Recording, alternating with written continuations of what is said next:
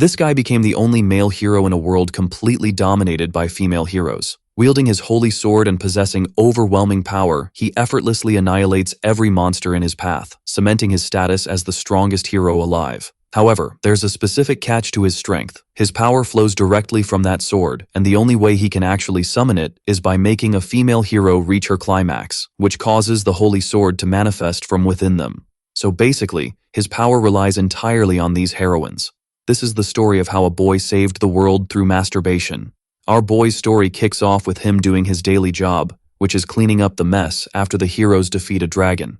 Meet Ichino Cherio, a 16-year-old who spends his life scrubbing dragon guts. But around town, he is known by another name, the perverted hero. He's obsessed with the female body and will do anything to touch a woman. His female friend offers him a sweet reward if he manages to clean the upper part of the house. Being the perverted guy he is, he jumps right to it, cleaning everything in under a minute just to get that big reward ASAP. But in the blink of an eye, he slips from the top and starts plummeting down, convinced the fall will kill him. Luckily, the great heroine Uriel was there to catch him mid-air. After saving him, she decides to leave since the city is safe. But suddenly he leaps and grabs onto her cape, leaving her completely confused about what he's doing. He asks her what inspired her to become a heroine. Uriel replies that she always dreamed of it, so she trained hard to become one, and that she genuinely wants to protect people. Cherio didn't hear a single word because he was too focused on her beautiful body. He grabs a pen and paper and asks for her to write down the size of her melons. He rephrases the request, but this time asking for an autograph. Cherio, being the world's biggest pervert, can't take his eyes off her. Unexpectedly, the Hydra regenerates at lightning speed and begins attacking the city once again. Uriel immediately rushes toward the beast, but the Hydra launches a surprise attack on a child, forcing Uriel to jump in the way to save them. The local area's only hero had been defeated, leaving the city completely defenseless. The Hydra was lunging toward Uriel, ready to swallow her whole, and just as Cherio started to scream, a mark suddenly appeared on his hand and he was instantly transported to another dimension. He had been summoned by the goddess herself, and she offers him a choice.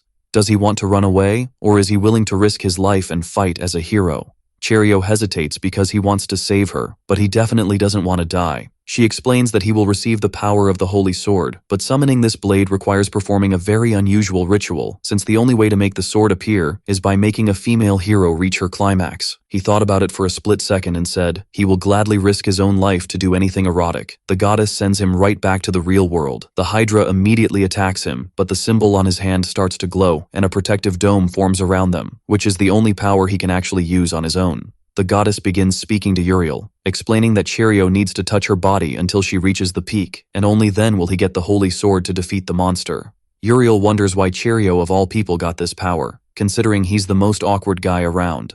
But since it's to save everyone, she decides to allow him to perform the ritual. The moment she took off her blouse, Cherio got super excited because nothing like this had ever happened to him. Cherio gets straight to work on the ritual, stimulating her until she reaches her climax. But he was enjoying it so much that he never wanted it to end. A light begins to shine from her chest and the sword finally starts to emerge. Cherio grips the hilt and pulls, drawing the blade out of Uriel's body, finally obtaining the power of the holy sword. The sword's energy is so intense that it even changed his appearance. The dome vanished and the Hydra attacked him instantly. With just a single strike, Cherio sliced through all three of the Hydra's heads. He really is absurdly strong now. To put an end to this Hydra once and for all, he uses a massive power that completely evaporates the monster. Everyone was left in shock at the existence of a male hero. A girl starts shouting, calling out to him, and it turns out she was a heroine from the 6th unit who arrived as backup. Since he already killed the monster, they're heading back to base and ask if he wants to tag along. Now that he's officially a hero, he joins them and heads to the hero headquarters. After hours of trekking across the rooftops, they finally arrived at the massive hero base. The leader of the heroes remarks that a male hero only appears when humanity is in deep crisis. He explains that the holy sword is summoned directly through a female hero's body. One of the heroes asks him exactly how the summoning process works, and he awkwardly says it's probably better to explain that another time. The leader then asks him what his intentions are. Cherio replies that he wants to fight as a true hero. Right after he said that, the stars must have aligned because the base suddenly came under attack. An entire army of monsters was rushing straight toward them. The female heroes immediately moved out to intercept the assault, while Cherio just stood there watching the women do their job. After they had taken down several enemies, one of them asked why he doesn't just grab his holy sword and join the fight. So, he explains exactly how the ritual to summon the sword is performed, leaving her completely in disbelief at what she just heard. But since it's a necessary ritual, she agrees to go along with the deal. Cherio instantly brings up the protective dome, making her feel a little shy about the situation. But after a few seconds, she takes off her top and he begins the ritual to summon the blade. During the process, she gets so carried away that she actually kisses him. A bright light begins to glow from her chest, leading up to the moment the sword starts to emerge. He pulls the blade from her body, completing the ritual. The sword is so powerful that even his appearance changes. He whips up a massive hurricane with the sword and launches it at the monsters, wiping them all out. However, one giant monster still remains standing. He readies his sword for the final blow and slices it in half at the speed of light. A mysterious figure who was controlling the monsters from the shadows was shocked by the appearance of a male hero and quickly retreated. The female heroes were amazed by the power of the holy sword and welcomed him, since he's now the newest hero of the 6th unit. Cherio finally achieved exactly what he had always dreamed of. We learn that the Hero Guard is made up of 6 units, each sworn to protect the people from the Demon King. Our boy doesn't like the idea of the test at all. Apologizing, the group leader says that's the only way to become a hero. Thus, if he agrees, she can talk to the others to expedite the date. After some time, the young man is taken to an arena. On a stage, Mirushu Kana apologizes for the delay. Before introducing herself as a member of the 7th unit and moderator of the exam, the spectators are astonished to see that the test subject this time will be a boy. Meanwhile, the protagonist can only wonder why so many people came to watch this. Before noticing how good the place smells, because it's filled with women. The presenter says that the witnesses of the exam will be 2 leaders of the guard. Our boy comments that this seems more like a show than an exam and discovers that this is how the 7th unit usually does things. Then, Mirashu states that if the boy can defeat the 5 magical golems in 5 minutes, he will have passed the test. Moreover, he will be accompanied by an assistant due to the type of his power. However, the assistant will not help in the battle and must stay in the designated area. Crystal offers to be the assistant, claiming her holy sword is more effective, and ends up starting a discussion with Lilia, who also wants to participate. Rosemary asks them to stop fighting and wishes good luck to Atino. Our boy smiles and begins to descend the stairs. A little further back, the girl with black hair calls her friend and says she would like to reveal her secret plan in case things go wrong. Sometime later, Uriel tries to comfort herself with the fact that no one will see what will happen inside the barrier. Without further ado, the moderator begins the exam. The protagonist runs out, leaving the heroines confused. Kana wonders what the boy is planning. While running, Cherry wonders what she is doing, reviewing then that she can't get close to the blonde girl, since it seems they are poles of the same magnet. Shouting, the heroine asks what's wrong, but ends up being completely ignored. Still running, the protagonist wonders if he is going crazy, until he realizes he got too close to a golem. The monster hits him squarely, leaving no chance for any kind of defense. Worried, the girls from the 6th unit ask if he is okay. While getting hit, our boy remembers the fights he has been in, and concludes that he cannot battle without the sacred sword. The spectators begin to comment on how the boy is nothing but weak. Meanwhile, Evansi Mamalio, leader of the 7th unit, watches everything in silence. Cherio tries to breathe when the attacks cease and wonders if he can endure that kind of pain. A little further away, Crystal urges the young man not to give up, then ordering him to get up and come to her. Our boy thanks her for the encouragement but reveals he cannot move his body. Determined to help, the heroine takes an action that surprises everyone. Cherry watches the girl remove her armor. A bit embarrassed, the young woman says that if he passes, they can bathe together. Hearing this makes the protagonist regain his strength. Gradually standing up, he begins to shout. As he quickly approaches the heroine, the young woman extends her hand and asks him to hurry. At the last second, our boy manages to summon the barrier. Holding the boy by the face, Uriel claims he is an incredible pervert. Furious, the golem starts punching the shield. Meanwhile, the female spectators try to understand what is happening, while wondering if the young man intends to stay inside the barrier without fighting. Suddenly, a flash appears, and Cherry shows up with the sacred sword in hand. The scene makes her allies happy, just as it leaves Evansi curious to know what happened inside the sphere. We return to moments before the barrier breaks, and discover that the blonde girl asked what the young man did with Rifieria last time. After hearing the explanation, she approaches and kisses him. Such an act makes the protagonist widen his eyes. Pulling away, the heroine asks if it was something similar to what they did, then revealing that she did it because she also wanted to experience it, and because they need to find out the most effective way to summon the sacred sword. Even very nervous, the girl takes control. thinking the boy says he feels like a piece of meat, while Uriel is more interested in knowing why she felt jealous when she saw him with her ally. Quickly, she realizes it's because the young man is cheerful but can also be serious. Interrupting her thoughts, the sacred sword makes its appearance. Back to the present moment, the female spectators watch the hero in the sky and ask what kind of sword that is, and how the boy seemed so weak before. With a single blow, Cherry splits one of the golems in two. The others begin to advance, but he does not flinch. Thus, in a few minutes, a good part of the creatures falls to the ground. In the audience, the girls from the 6th unit feel relieved. Unlike Marushu, who, even doing her job, shows she is not happy with the hero's victory, without hesitation, our boy charges at the remaining golem. However, it puts its arm in front of its face and blocks the blow, which leaves the protagonist quite confused. We discover that this is the level 5 golem, and the biggest obstacle for those who want to join the guard. Happy, the moderator says that apparently the boy found an enemy worthy of him. Intrigued, Lilia asks why Cherry doesn't unleash a powerful lightning bolt. After thinking, Rosemary concludes that he cannot do that, as it would hit the crowd too. Crystal watches her ally dodging the golem's attacks, until suddenly it starts coming in his direction. Everyone fears the worst will happen. However, the protagonist manages to position himself in front of the creature's hand at the right moment. Smiling, he says it is his wish to protect the young woman. With the blow, the monster flies into the air as if made of paper, but quickly recovers and prepares to deliver a deadly attack. The only one who understands what is happening is Lawrence. Without hesitation, the protagonist delivers the blow called Holy Wing Wave and hits the enemy squarely. With nothing to do, the moderator announces that the hero has passed the exam. The chosen heroines to be witnesses are left speechless, while everyone wonders who the hell that boy is.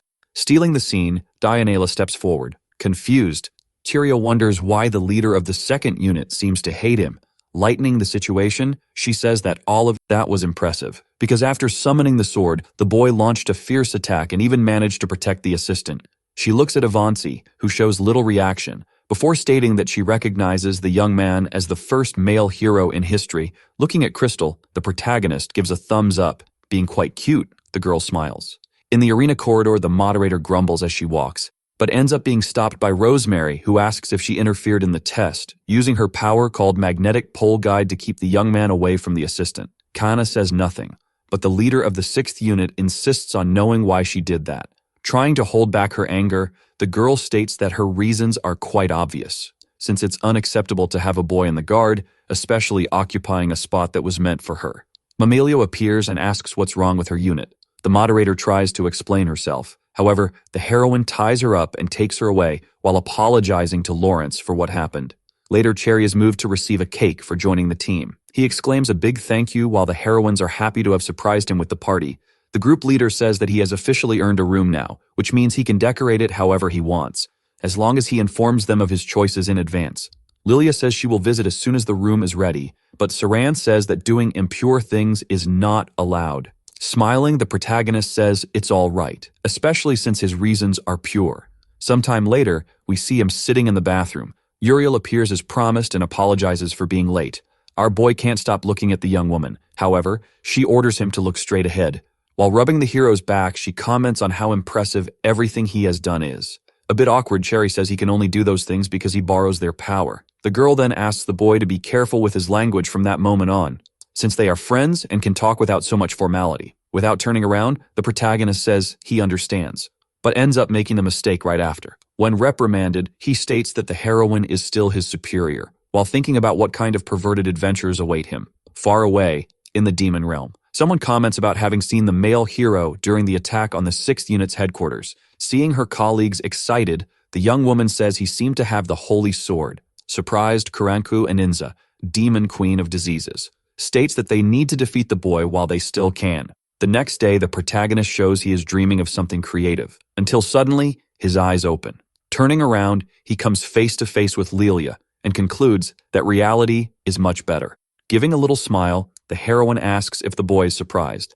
Noticing next that his heart is beating faster than normal, Cherry apologizes for his reaction and explains that this is the first time he wakes up to such an amazing view. Outside, Uriel says the young man is late for his first mission. Approaching, the protagonist apologizes for making them wait. Emerging behind the blonde girl, Rafieria asks her to be honest and admit that those clothes look really good on the boy. Changing the subject, Rosemary says Saran will support the hero, since he still doesn't have the physical skills to jump very high. Quickly, the hooded girl summons her clones, who come out carrying the young man. A bit scared, our boy tries to make conversation and asks if everything will be okay, as he knows someone is being attacked by a monster. In a very cold manner, the heroine says the young man doesn't need to worry about anything. In the middle of the forest, a demon spider prepares for a snack. Explaining the situation, Elistine says that the Arachne has kidnapped children from a village and killed all the adults who tried to stop her. Therefore, she will defeat the creature while the hero takes care of the perimeter. Curious, he asks why the monster chose children, and discovers that they are the creature's favorite food. The heroine pinches the boy's cheeks and tells him to calm down. Then she says that a hero's job doesn't require fear, anger, or pleas. Just a lot of calm to handle the situation.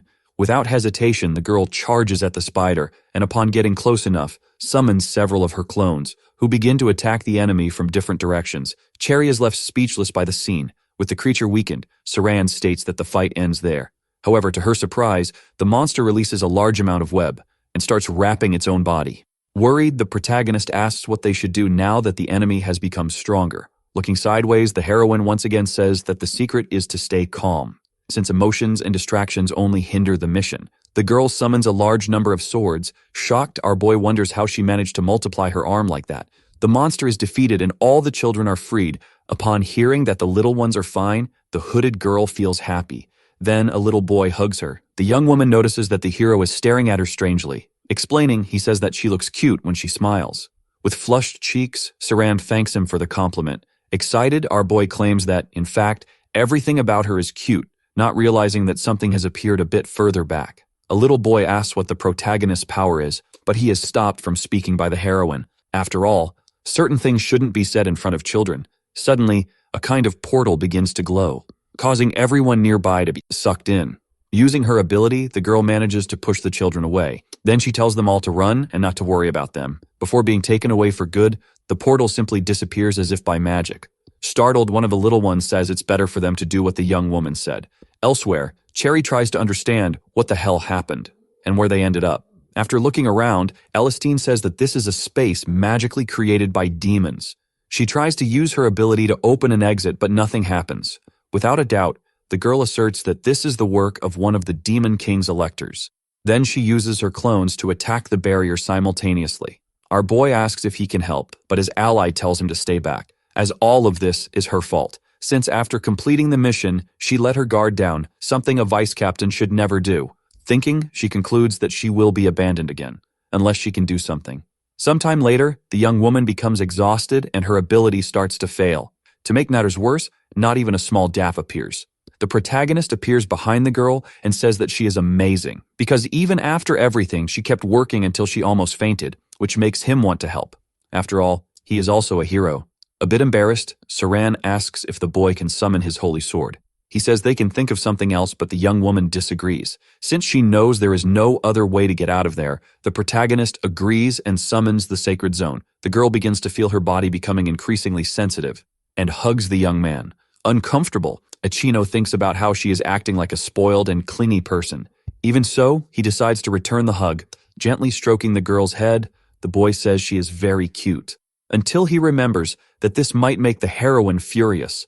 However, to his surprise, the girl asks him to keep petting her. While thinking that she has never felt this before, suddenly the holy sword appears. Our boy asks if she is okay and prepares to take the weapon. Being surprised to realize how the object is smaller than expected, we see that, due to the heroine's ability, the holy sword has multiplied. Shocked, Saran says that this is incredible. The protagonist thanks the young woman and states that it's time to leave this place. The heroine remains amazed by the shape of her sword, while the boy starts tearing the magical space in different directions. Once he manages to control each sword freely and deliver powerful strikes, finally a crack appears in one of the walls. The scene makes the girl remember how she couldn't even scratch the surface. Smiling, our boy says that they are almost there. However, to the surprise of the duo, the wall changes shape out of nowhere, as if it were made of cellular tissue. Quickly, Elistine understands that this space is inside some monster. Cherry needs to stop attacking to dodge a blow, and begins to get irritated with the situation. Persistent, the creature launches 2 tentacles at once. At the last second, the heroine appears and prevents the boy from being hit. Determined, she tells him to refocus on attacking, then asserts that she will trust him, as long as he trusts her too. Our boy gives a small smile, before returning to attack with the holy sword. The two begin to work together, showing that they make a good team. Thinking. The girl says that at first she thought the young man was just a big pervert, until she understood that, besides that, he is also a very reliable older brother. Cherio gathers all the holy swords in a row, then launches the continuous strike of 1,000 swords. Finally, the magical space shatters into pieces, which makes the protagonist very happy, until he realizes they are plummeting in freefall. Fortunately, the trees cushion the impact. Our boy turns around and comes face to face with Saran. Sitting down, she apologizes for being so close, but the boy says it's all right. Without turning around, the girl says it was really cool. The protagonist mentions he also liked the skill, but the heroine insists she was talking about him. Our boy tries to explain that he didn't do anything special, until a pair of kids appears and interrupts the conversation. Suddenly, Cherry is hit squarely by a dagger, which leaves the duo of heroes in shock. With a psychopathic grin, the little boy says he never thought they would be able to escape. Then, the kids reveal themselves as two demons who are there to wipe out the male hero. We are taken to the headquarters of the 6th unit, where the other heroines are gathered. Rosemary comments on how nice it is to take a shower after training, then they start complimenting each other. Jokingly, Lilia squeezes Uriel's headlights, who gets startled and screams. The trio starts a discussion about things only girls understand, until the group leader notices someone trying to contact them through the crystal ball. Back in the forest, the protagonist tries not to faint. The duel of enemies stares at him without much reaction.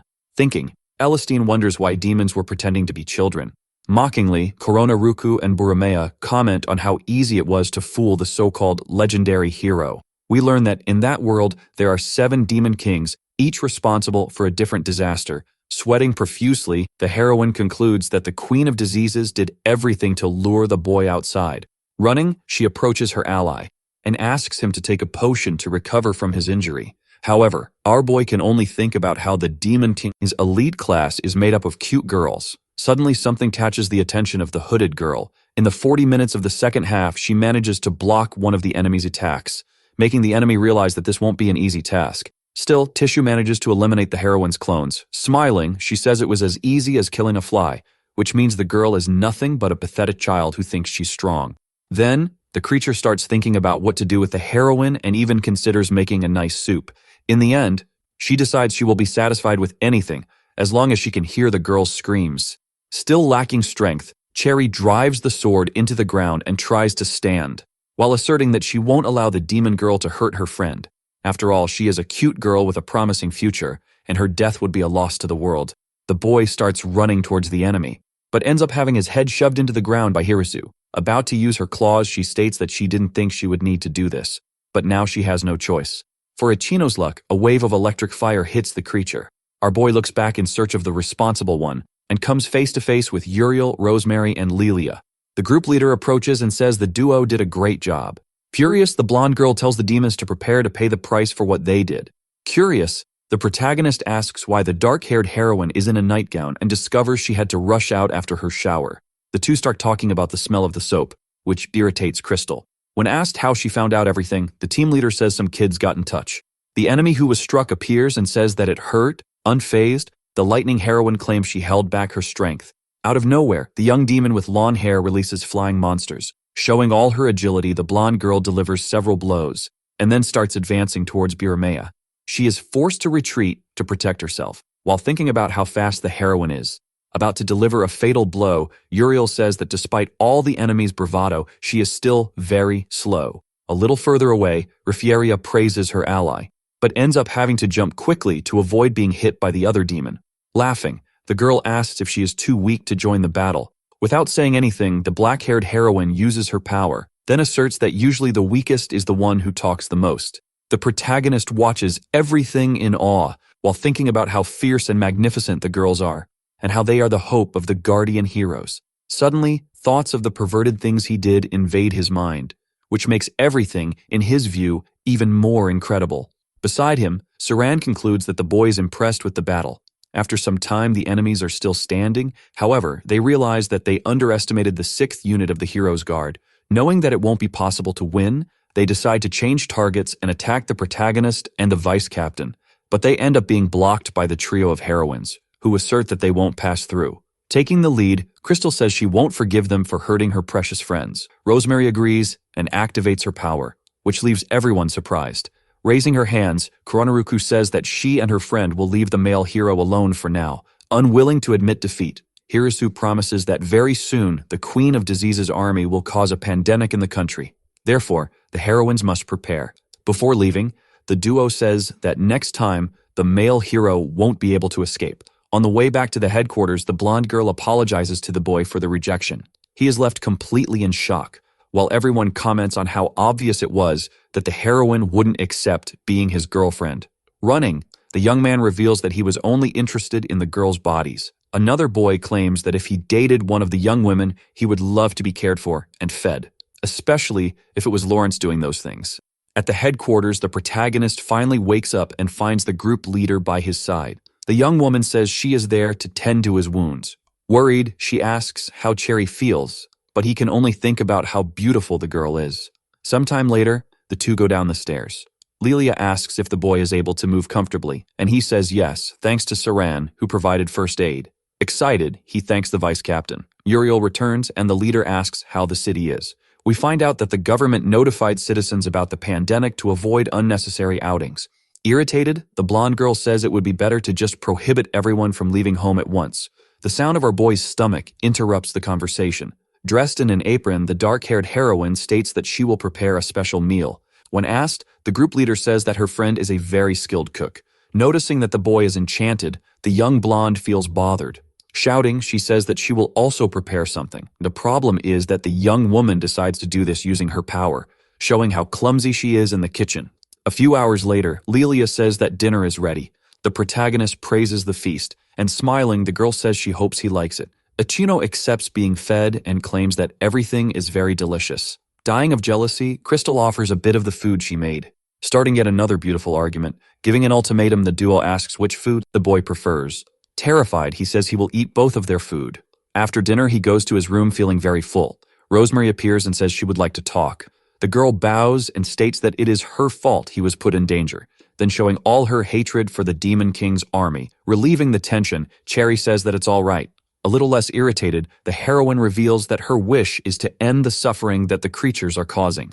This being the reason she took the position. Standing up, the protagonist says he became a hero to do perverted things, but now his wish is to help everyone in the 6th unit, a task he knows will put him in danger, so the girl doesn't need to worry about him anymore. Smiling, the heroine says that maybe, one day, his perversion will save the world. Then, she says goodnight and asks the young man to go rest. However, before leaving the room, Lawrence turns back and kisses the hero's forehead, before praising him for the good work. Our boy is left in complete shock. Outside, the heroine wonders, worried if she was too bold. A few days later, Ichino is excited to finally go to the city. Thinking, he concludes that there is a lot to buy. However, his moment of happiness is interrupted by a girl sitting on the floor, trembling all over. The protagonist soon notices her beauty, and without hesitation, approaches and asks if something is wrong. The two go to a bench, and the young woman explains what happened. We find out that she had a panic attack because of the crowd. A bit awkward, the girl says she finds the city very scary. At the same time, comparing herself to the people and feeling very inferior. Trying to help, our boy says that she is very beautiful, revealing, when asked about his confidence, that he dedicated his life to eroticism. He apologizes for saying something so strange, but claims that it helped him overcome many difficulties. Next, the young man explains how wrong it is for people to ignore this part of life. The young woman thanks him for the help and states that she is feeling better on that less busy street. However, her current fear is that they will be kidnapped, and Cherry says she doesn't need to worry about that, until she realizes they have been surrounded by bandits. Smiling, a girl wielding a sword asks the duo to join her group. Elsewhere, the protagonist tries to understand how the hell this happened. The gang leader appears and orders them to sit still and quiet. Cherry wonders what to do now that there's no heroine around. The bandit approaches the girl and claims they will have a lot of fun together. Our boy tries to intervene but ends up getting slapped in the face. The young woman looks at him and says she will be fine. Satisfied, the group leader says she made the right choice. Totally immobilized, the protagonist wonders what kind of hero can't save a girl from danger. Then, he remembers the conversation he had with the stranger earlier. The criminal goes to the rest of the group and asks everyone not to interrupt her moment. However, to her surprise, our boy manages to stand up. Without hesitation, he activates the sacred zone, causing the bodies of the bandits to become sensitive immediately, and thus they all discover what the sacred technique of the male hero is about. Sometime later, the town sheriff appears and says he received a report. Intrigued, he asks what the hell happened there. Cherry is happy to receive a reward and asks if it's really okay to accept it, even being a hero. Concluding that it's not, he hands the bracelet to the girl with long hair. After all, she was very brave and inspired him. Besides, the bracelet would look better on a woman. A bit awkward, the girl disagrees but ends up accepting. Smiling, she says she's glad to know there are still nice people. Hearing this makes the protagonist's eyes shine. With everything resolved, he heads out for shopping and suddenly remembers he didn't even ask the young woman's name. Far from there, she tells someone that she is already coming back. We find out that all along, that was a ninja in disguise. Determined, she promises to create a world that isn't scary. We are taken to the dormitory of the 7th unit of the Hero Guard, known as Cirque du Brave. In the leader's room, Kaana is shocked to learn about the pandemic. Balancing on a pile of balls, Ivancy says that's what she heard. Then, she asks the girl not to be so scared, since this isn't the first time this has happened. We learn that in the past, the current demon queen of diseases, Iruenza, caused a pandemic that affected the entire kingdom, before it spread and destroyed several countries. Which means it only takes one demon king to cause a catastrophe. Worried, the young woman asks if the pandemic has already started.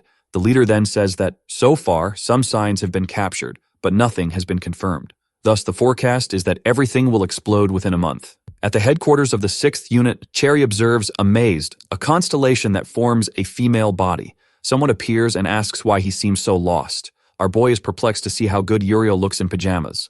Quickly, the girl realizes he was hunting perverted constellations and claims she is starting to understand how the boy thinks. Changing the subject, the protagonist says it's been a while since he had time to think about things, because since he met her, a lot has happened, including certain wonderful moments. Then he shares that, since he was little, people despised him because of his perversion.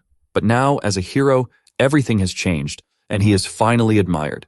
The young woman says being a hero is a noble job, and reveals that she even admires some.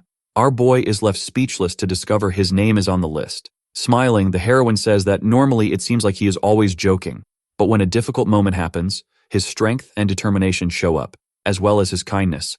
With flushed cheeks, the protagonist thanks her for the compliments. Thinking, the girl concludes that she always acts coldly towards the boy because she respects him. But now, she needs to figure out why her heart always beats faster in his presence. The two stare at each other for a few minutes before they try to say something. Out of nowhere, Crystal lunges at Aquino, but ends up passing right by, making everything even stranger. Startled, our boy looks back and realizes the young woman has crashed to the ground, and to make matters worse, she is unconscious. Rosemary appears and asks what happened. The protagonist says the girl is burning with fever, which is not a good sign. The other heroines appear and receive orders to urgently call a doctor. After reflecting a bit, Cherry seems to have understood what happened. Far from there, on top of a rooftop, the demon queen laughs and comments on how, even with the announcement, people continue to leave their homes.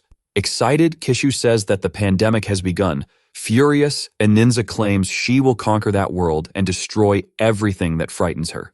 Suddenly, the great bell of the city starts to toll. Screaming, a guard urges everyone to flee as a horde of monsters is approaching. Amidst the chaos, the residents wonder what to do. At the headquarters, the leader of the 6th unit says that Uriel has an unknown illness that is rapidly worsening. Hearing this leaves the others worried. Continuing, Lawrence says that remnants of magical power were found in the girl's body, and to heal her, it will be necessary to defeat the demon queen of the disease. Saran approaches and talks about the army of monsters that is arriving in the city. Activating her power, she states that she will help evacuate the citizens and defeat the creatures. When the heroine leaves, the group leader says she also needs to go somewhere. Turning around, she says that as soon as the other two are ready, they will stop the one responsible for the chaos. Lilia shows concern for her friend. Meanwhile, our boy says they better hurry. However, the heroine tells him to wait a bit, since if he goes to the battlefield in that state, he will die quickly. The protagonist says that if he does nothing, Crystal will die, so it's better to go at once. The young girl grabs his face and states that if the boy wants to fight, he'd better summon his sacred sword. Unless, of course, he doesn't want to. Cherry quickly invokes the sacred zone, not realizing it has grown much larger. Without letting go of the young man, the girl starts to tremble and hugs him in an unusual way while stating that everything will be fine. Smiling, she says she understands how he feels. The protagonist thinks about how the heroine is trying to comfort him even while also being worried about her friends. Thus, he decides to stop making things difficult. Seeing that the hero activated his power, the young girl feels happy. The two kiss for a while, but suddenly the girl goes back hard and hits the cabinet, knocking over a jar of jelly. Our boy doesn't hesitate to start helping with the cleanup. showing that he never stopped being the crazy pervert. In the city, people run from the monsters, while at the same time coughing non-stop because of the disease. Wielding the sacred sword of the hailstorm, Cherry appears to save the day. Smiling, he promises that he will blow away the disease in his own way, which does not please Kuranku. The monsters quickly change their target, but this does not intimidate our hero at all, who delivers a powerful blow without hesitation. After a few more attacks, he activates the ability of the sacred sword, causing a large wall of ice to appear. The civilians are left speechless and ask if that would be the male hero. The protagonist looks back and smiles, but then realizes that a large creature is about to kill a girl. Fortunately, Mamilio and Kaana appear and eliminate the threat. The girl says she thought the pandemic would take longer, but her leader states that she should be ready for a dramatic twist. Ichino and the exam moderator stare at each other for a few seconds. Before she freaks out at the fact that he is wearing the hero's cloak, trying to stay calm, the girl decides to use her power to help with the evacuation of the people. Before leaving, she asks the boy to try not to make the situation any worse. Laughing, the leader says that her friend is not a bad child. Other creatures appear in the sky, interrupting the conversation. Worried, our hero comments that the enemies are coming from more than one side, which means they need to hurry. Evancy says there's no need for so much worry, since Rosemary has just appeared. At the top of a tower, the heroine remembers the day her best friend died, which happened when a demon army invaded and destroyed her village. Then, she starts to think about Uriel's situation, and concludes that she always loses what is precious to her. Screaming, the girl declares that she will not let anyone take anything else from her life, before activating her power, called Demon Eating Bouquet.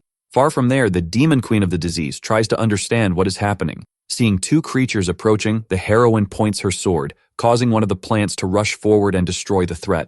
The scene leaves our boy in complete shock. Once the girl is doing all that without even looking at the enemies, as if she were just pouring her hatred onto the queen's army. Beside her, the leader of the 7th unit says that, among all the guard leaders, Lawrence is one of the 5 strongest, all thanks to her carnage flowers. On the ground, Ichino still seems unable to believe what she is seeing.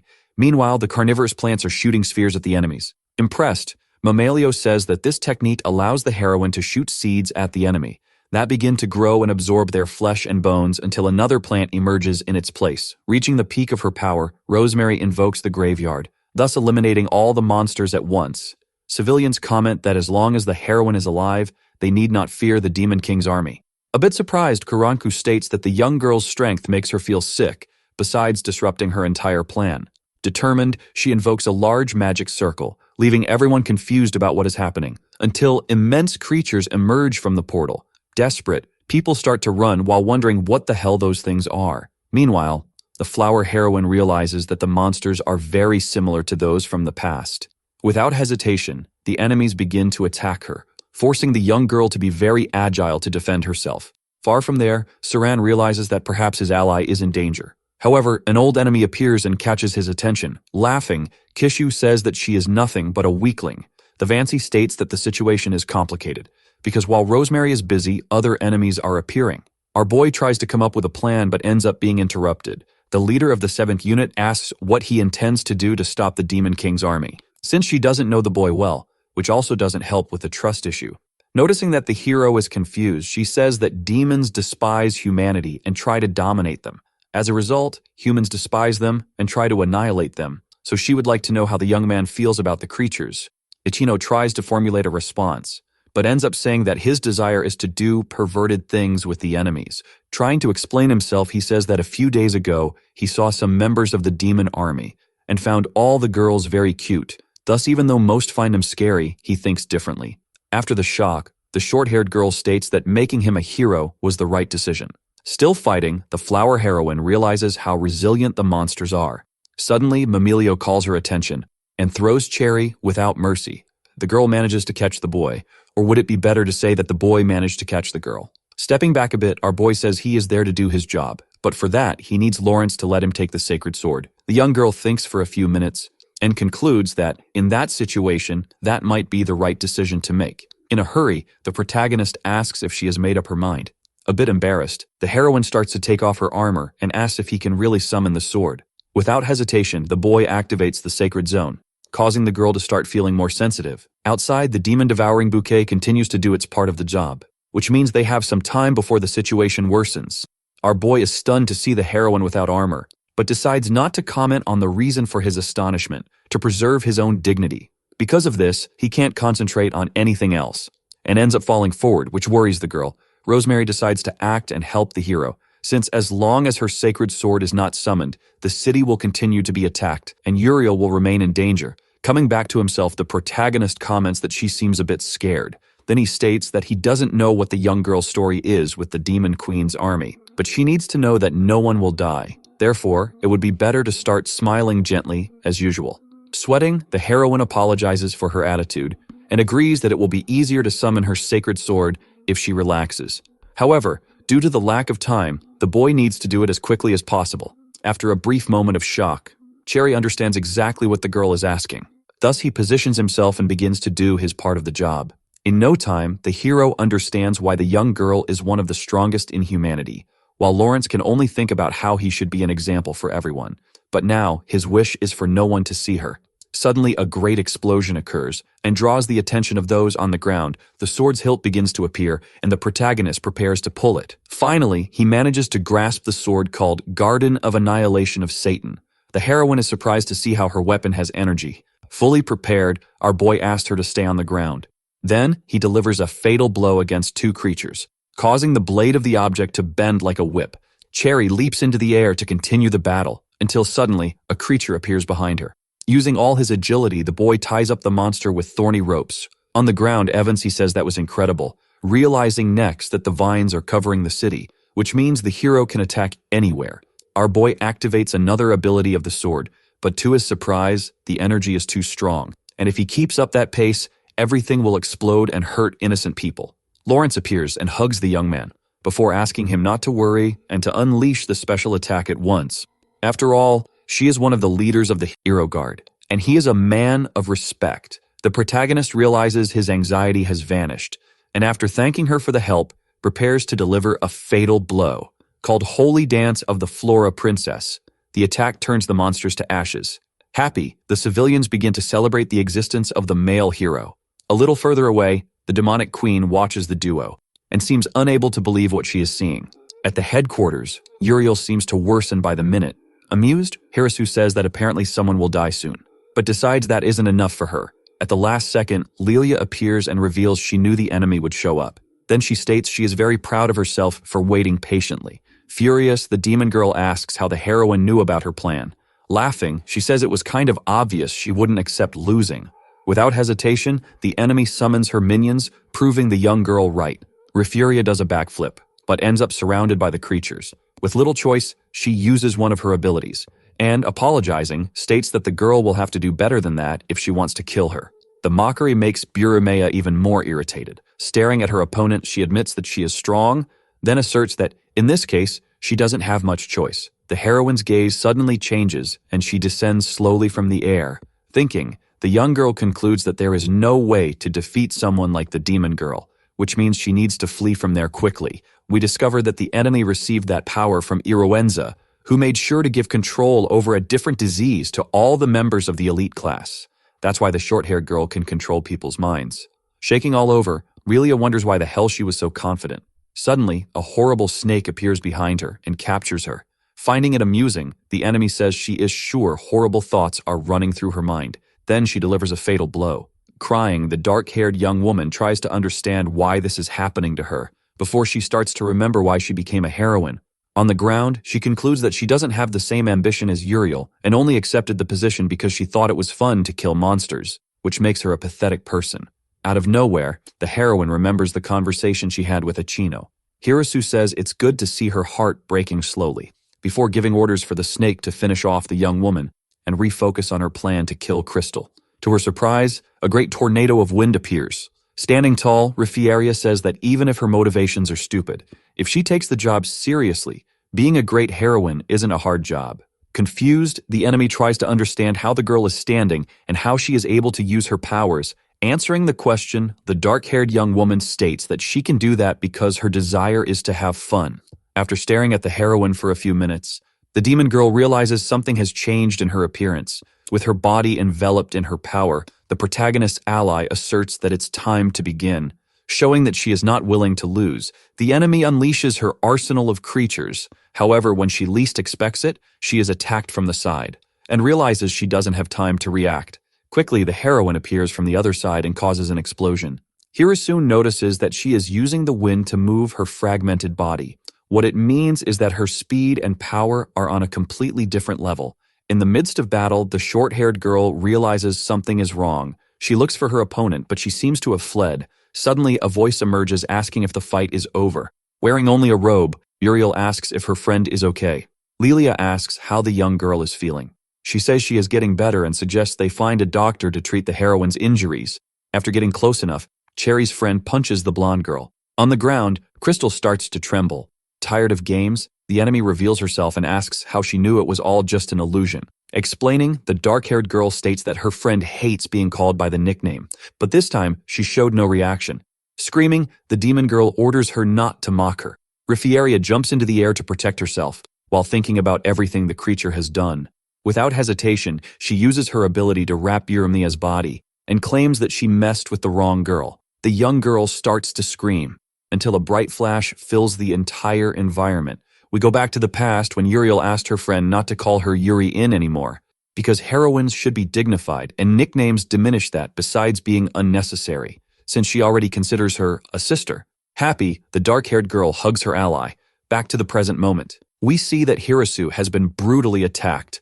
Even though she is exhausted, the heroine goes to the blonde girl's window, and smiling, says that she can be quite problematic at times. Far away, in the city center, Cherry continues to give her all in the battle. The scene of him fighting alongside Rosemary catches people's attention. Excited, the protagonist concludes that they will definitely win. However, suddenly, a malignant aura invades the environment. Startled, our boy orders whoever it is to show themselves. Obeying, Iruenza begins to walk towards the boy, while infecting everyone around her, analyzing all the girl's characteristics. The heroine states that they are facing the very demon queen of disease. A bit in shock, the protagonist can only think about how he will never be able to forgive Iruenza. However, he ends up getting distracted by her beauty, which seems a bit familiar. Furious, Lawrence orders the enemy to prepare, before launching an attack. But to his surprise, the queen appears behind the boy, and says she needs to have a little chat with the male hero. A large structure sprouts from the ground. Confused, Ichino tries to understand how bad his situation is, until he notices how the disease queen is trembling. Terrified, Karanku says that the heroine is very scary. Intrigued, the protagonist asks why she started that fight. Trying to calm down, the girl says she is doing it because the world is very scary. Besides knowing that no human would stop exterminating a rat that entered their room, our boy questions if her plan is to conquer the world, confirming the enemy says that this city is just the beginning. Hearing this makes the boy remember Uriel. Determined, he concludes that he needs to defeat the girl, no matter the cost. However, upon seeing the bracelet on her arm, his body stops running immediately. In disbelief, Cherry asks where the creature got that bracelet. The enemy then says she knew he was the only human she could get along with. The protagonist is stunned to see that the young girl is the same one he saved the other day.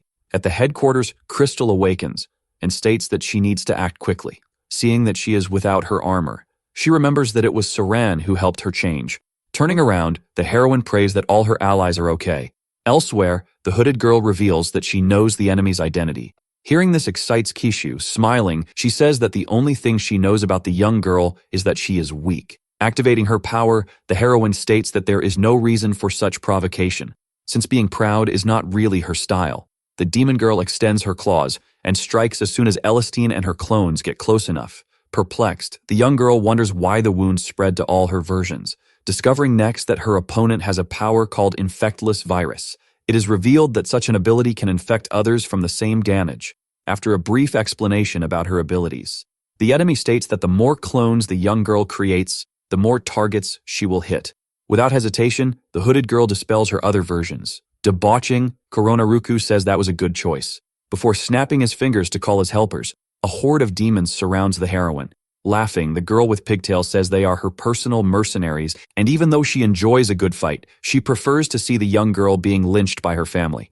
Without showing much reaction, Saran says that apparently someone misunderstood something, since she didn't get rid of the clones because of the virus, but rather to use an even greater power. The young girl activates her ability called Hollow Phantom Doll Dre. However, even so, the enemy doesn't seem intimidated. Smiling, she asked if the protagonist's friend didn't hear the part about the infection spreading. However, to her surprise, her allies begin to be brutally attacked, until none are left standing. Showing she is ready for the second round, the heroine states that for the infection to spread, the girl first needs to cause some damage. Furious, the enemy charges for the attack, but ends up being caught off guard by other clones that throw her far away. Emerging from the other side, Elistine says she will also give it her all. Hirsu ends up receiving blows from all directions, but continues to say that the girl is nothing but a weakling. The heroine agrees and says she has many flaws. However, she is not called a genius for nothing. We see the protagonist still unable to believe he saved the demon queen from the disease. Seeming sad, the young girl says she thought they could build a friendly relationship, but the fact that he is the male hero makes them enemies. Our boy manages to defend himself from the blow and starts asking Iruenza to wait. However, he ends up being hit in 2 different places. Coldly, the enemy says she never changed who she is, as she has always been a cowardly woman, knowing that if things continue at this pace, her fate will be death. Cherry concludes that she has no choice. With the sacred sword in hand, he prepares to deliver a fatal blow. But at the last second, his arm begins to tremble. Taking advantage of the situation, the girl throws him away. Still, the protagonist advances again, but fails once more. Staring at him firmly, the young woman states that he cannot hurt women, and that she realized this since she noticed how the boy is in love with all of them. Quickly, the hero realizes that, until that moment, he had only defeated monsters and golems, and seeing how his hand is trembling, everything indicates that the enemy is right. Preparing another attack, the queen says he doesn't seem to be afraid. Before hitting the boy squarely and saying goodbye, Cherry falls to the ground and begins to feel the pain spreading throughout his body. Not tearing, the girl approaches. Thinking, the protagonist concludes that she is indeed very beautiful. Looking down, Iruenza says she is happy to be able to complete her mission, and states that soon, Uriel will also be dead, just like Rosemary and Saran. Our boy cannot move, and concludes that if nothing changes, the entire 6th unit will be exterminated. Suddenly, some moments he had with the heroines flood his mind, making him realize how immense his love for women is. Seeing that the boy is moving, the enemy says this is not good, and decides to put an end to the battle once and for all. However, to her surprise, the magical space shatters, with the sacred sword in hand. Cherry states that if he wants to protect his friends, he will have to fight, which means his duty as a hero is to end the Queen of Disease's race. Noticing that her cheek was cut, the enemy says she thought he couldn't hurt women. Our boy says he doesn't want to do this. However, he needs to protect the people who are important to him. Furious, the girl states that he is a disgrace. Using the sword, the protagonist manages to deflect the blows and appears behind his opponent, who manages to jump and escape a fatal attack in the nick of time. Without hesitation, the girl opens another portal from which terrifying creatures emerge. Even so, the boy manages to destroy all the monsters quickly. Shocked, the young woman realizes she underestimated the strength of the male hero. As he advances, the protagonist can only think about how he would like to do perverted things with the girl, but concludes that for the sake of everyone and for the love of Uriel, he needs to destroy her. Rosemary appears and says she will help him. However, another enemy appears in the air and attacks her, after escaping without a scratch. The heroine wonders if that young woman is also part of the Demon Queen's army. Cornered, Iruenza says she hates this situation and states that, in this case, she has only one choice. Frightened, Cherry wonders what that black aura is that appeared suddenly. We discovered that the demonic power used by the elite was granted by a queen. Such power is so immense that it has already destroyed several countries, in addition to being able to control armies and more armies. We see that the queen invoked her power called Absolute Death and Spirit of Plague. Determined, she promises that she will kill the hero with a horrible disease. The skeleton's hands strike the monsters and eliminate them. Thus, in a few seconds, Ichino begins to spit strawberry juice from his mouth. Lawrence starts to feel nauseous, and Sarian realizes she has a headache and fever. Feeling life draining from his body, our boy wonders what kind of power that is, concluding then that he should keep his distance from Iruenza. However, the skeleton throws a giant virus in his direction. The protagonist manages to retreat, turning his body. The problem is that the infection hits a structure and establishes itself in the city. Cherry is completely unresponsive. Meanwhile, the enemy claims she will kill him with that power, while the city she just conquered crumbles. Upon seeing the building completely destroyed, everyone panics, since they didn't even understand what hit the structure. Our boy seems unable to move due to the shock. Unlike the enemy, who attacks again with the giant skeleton without hesitation. To avoid being further infected, the young man is forced to dodge. and thus, the spheres settle in other structures. A mega explosion occurs when the countdown reaches its end. We discover that these spheres corrode the target's body, giving it only a few seconds before exploding. Therefore, it doesn't matter how big and strong the person or structure is. Facing the protagonist, the girl says she knows he is feeling sick, and claims she wants to see how long the boy will be able to dodge. At the headquarters, Crystal opens her eyes once again. Still hanging from the window, Lelia asks how he is feeling. Upon seeing her friend's body covered in wounds, the young blonde is startled. With no reason to hide things, the heroine tells what is happening in the city. But the part that scares the sick girl the most is the fact that Cherry is also fighting. Rifuriya says that the young man was very worried about her, to the point of freaking out when he found out about the infection. That's why he is now risking his own life to save her, which means they need to believe that everything will turn out well in the end, so that these positive thoughts help the hero. The skeleton of the plague throws the corrosive spheres again, but this time our boy can't dodge in time. A message appears warning that he has only 4 more seconds of life. Iruenza says that until now the boy has held on quite a bit, but now he will die, which makes her a little more relieved. She turns her back and starts heading towards another target. On the ground, Atino states that he cannot lose, because if the girl is not defeated, Uriel will pass away. Using all his strength, he begins to rise. Lying in bed, the heroine thinks about how the hero is willing to sacrifice himself for those he loves. Because of this, she also tries to stand up to fight. In the midst of the duo's process, a flash appears. The protagonist is confused as to why there is a shining sword embedded in the ground right in front of him. Still, he stretches enough and grabs the hilt of the object. When he opens his eyes again, the boy wonders where he is, and why the hell his clothes have disappeared. Suddenly, he turns around and realizes that Crystal is also there. Startled, the girl asks what is happening. What all the protagonist knows is that he was teleported out of nowhere. While he thinks, he notices that his injuries have disappeared, and that the young woman is also without her armor. When congratulated, the heroine states that they need to figure out what is going on there. To both of their surprise, the goddess decides to show up. Explaining, she says that the souls of the young resonated with each other. Once, when the hero invokes the sacred sword, the heroine becomes a being known as Sacred Sheath, and her soul connects to the sword's user. However, when this duo starts to care a lot for each other, their spirits connect. Shocked, Cherry wonders if that place is some kind of spiritual world. Continuing, the goddess states that when this process happens, the sacred sword becomes even stronger. Therefore, she would like the boy to invoke it there. However, for that, both must feel good. The entity disappears to give privacy to the duo. Suddenly, an outfit appears on Uriel's body, leaving him completely confused. The protagonist understands that in the spiritual world, his desires are reflected. Thus, with only a cloth covering his precious areas, he begins to face the girl. Even though he is dying of embarrassment, the young woman realizes she can feel what the boy wants. In this way, she decides to take action. The protagonist is left unsure how to react, while the heroine realizes how good she is feeling. For a sacred sheath feels happy to please the hero, which means that the whole process is based on an exchange.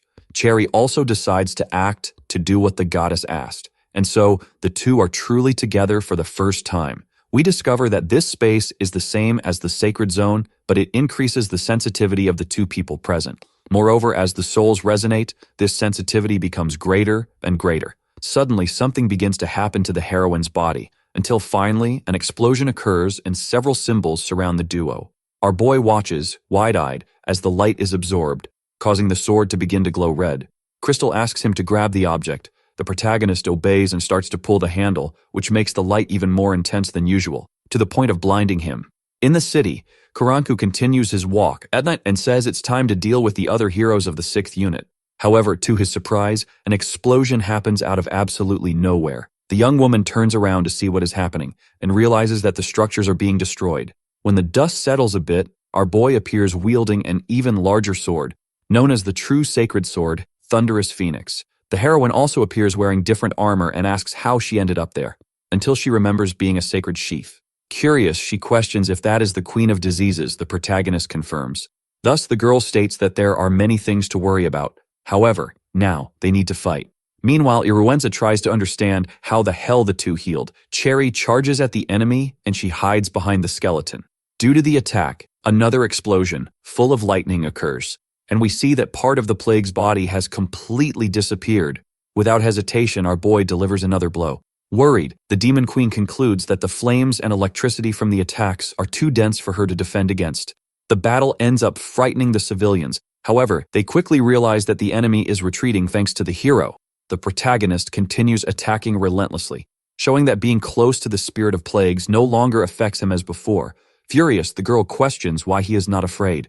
However, she receives another attack in response. Crystal appears in the air and introduces herself as the one responsible, while our boy says he is scared, but not alone. At the last second, the enemy manages to dodge a fatal blow. Everyone stares at each other for a few minutes, which makes Karanku feel fear again.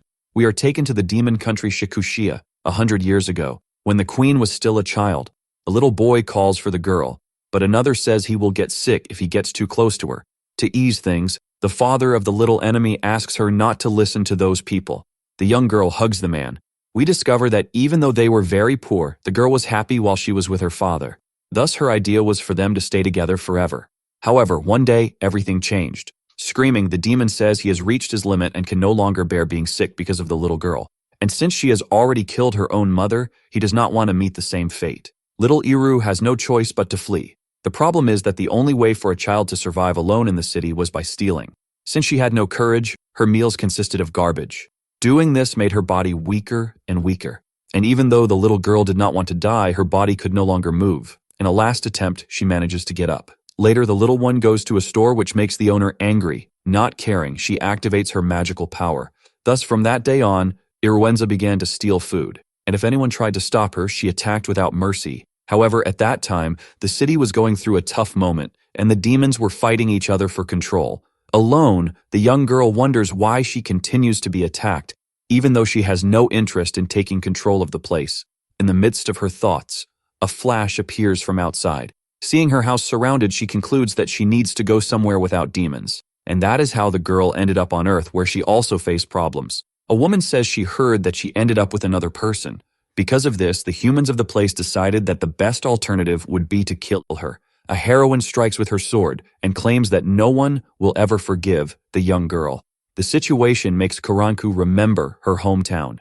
Suddenly, a symbol appears in her hand, and someone asks if she is seeking power. Confused, the girl wonders what is happening, until she turns around and comes face to face with the demon goddess who made her the demonic queen of disease. Smiling, the creature asks if she has heard about the demon kings, who govern a specific disaster. Intrigued, the girl says she thinks things are moving too fast. However, the goddess questions if she would prefer to be killed by humans, revealing next that she has been watching her because of her magical power and the brutal aggression hidden within her body. Insisting, the entity says there is nothing more terrifying than when a coward resurrects. After receiving power, Iruenza massacred everyone who hurt her, since for her, all the frightening things in the world must be eradicated. Back in the demon city, Hirisu tries to escape with the water she stole. However, another demon captures her and claims they must teach the girl a lesson.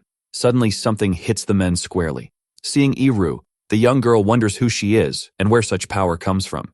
After approaching, the queen asks if the girl is the thief who has the ability to tame monsters. Then she introduces herself and invites the little one to join her team. That's how Burumea gained her power and became the girl's servant. Sometime later, they encounter Kishu, who, despite having a sharp tongue, is quite loyal. Finally, the trio finds a young girl in the forest. Her name is Kavi, and she is the strongest of the servants. With her group formed, the Queen of Disease quickly expanded her influence. The problem is that even after growing up and living in a beautiful castle, she still felt fear. Determined to end this, she swore she would conquer all of humanity and all demons. Back to the present moment, Uriel says they cannot stop attacking. Realizing she has been wounded, Karanku states that this will not be her end. Then, she remembers the goddess's words. A little distance away, Rosemary defends herself from Kadi's attacks, who is incredibly resilient and has strong strikes. In the midst of the battle, the heroine realizes she is getting weak and wonders if it is because of the girl. The demon queen calls for the young girl and orders her to give everything she has. Without hesitation, the girl obeys and her body begins to disappear. Everyone is shocked to realize she has been absorbed by Iruenza. More furious than ever, the enemy declares that this will be the end of humanity. A girl seems to disintegrate into several pieces. Two young people watch a girl being absorbed by the demon king. Their eyes turn white at that moment. Kavi has the power to control allergies. Her demonic power is called Fall into Ruin and creates an allergic reaction in the target. However, there is a hidden detail. After all, this ability came from the demonic entity of diseases. The mystery is that these cells become a source of power for Iruenza. The duo is startled to see the skeleton grow larger. Its large hand holds a rooftop. The eye is filled with fear. This titan is the absolute death and the spirit of plague at stage 2, and in front of him is a being. The woman is visibly a demonic creature. Seeing her is a complete shock for the boy. She still has a very angelic face, despite everything. At that moment, the monster closes its fist. The witch gives the order for the skeleton to punch the ground. Its strike is devastating and destroys the area. The heroes barely manage to escape, and the girl is frightened by the situation. At that moment, the monster seems to hold balls of flesh. It throws them quickly after summoning them. Several houses are hit by this attack. Each structure is destroyed by the blow, which reduces life expectancy to 1 second.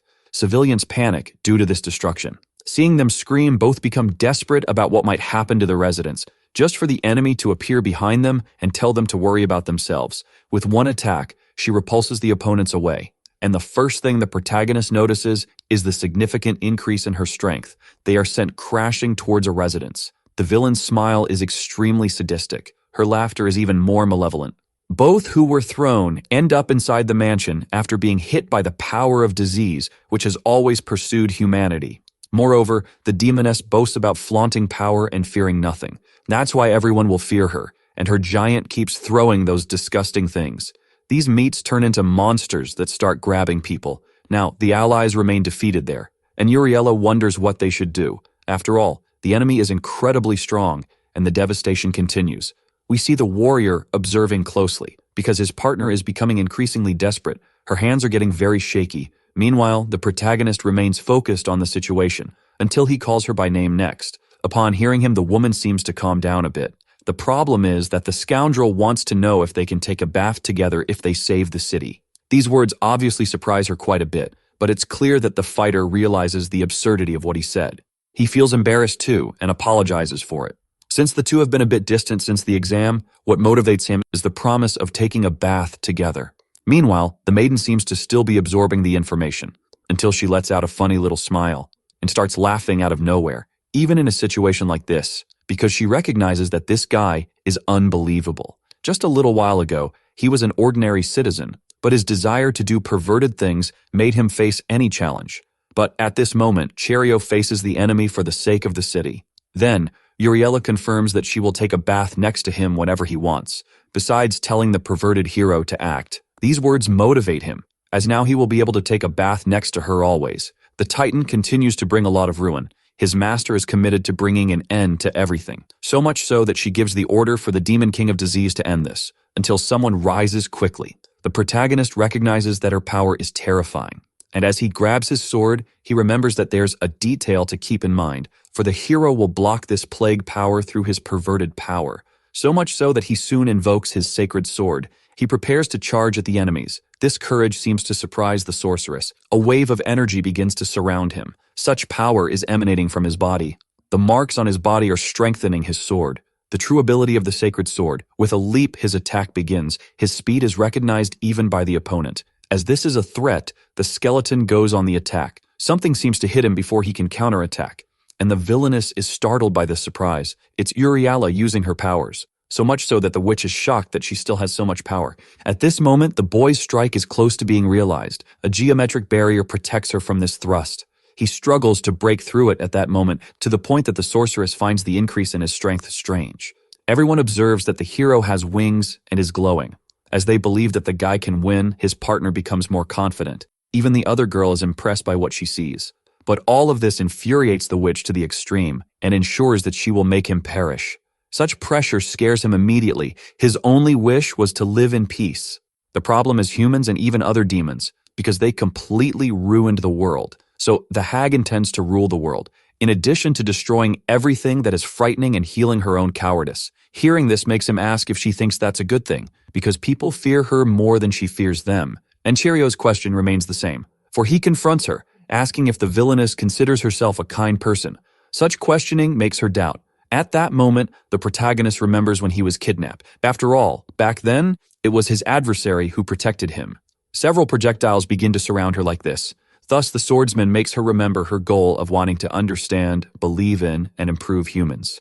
Her only reaction is to desperately tell him to shut up. She refuses to be a kind person. The demoness simply states that she protected him out of fear of what the kidnapper would do, and her plan was to patrol before attacking the city.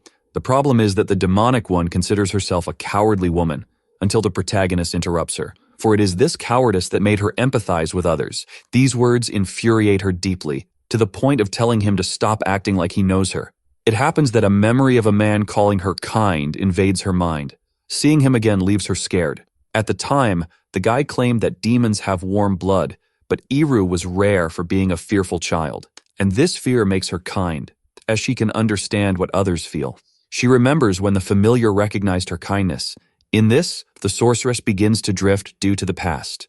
While Chirio remains determined to win, your memories start to appear in your head as well, because various feelings were also entrusted to the hero. Because of this, the warrior will never allow her illness to win. She notices that his wings have begun to envelop him. His scream of fury starts to echo. Her expression is one of pure fear. With a strike from the embodiment of the sacred wing, the titan and the sorceress are hit. This giant is quickly disintegrating, just as the hag is severely injured. Her body begins to spout ketchup. Little by little, she faints completely. Both fall through the air after the battle. He catches her before her fall and flies until they land in a safe place. All the civilians are amazed by what they see, just like Uriella, who is happy, because the demon king of diseases has been defeated. Then the protagonist finally lands on the ground. His allies approach to talk, and his first question is what will happen to Iruenza.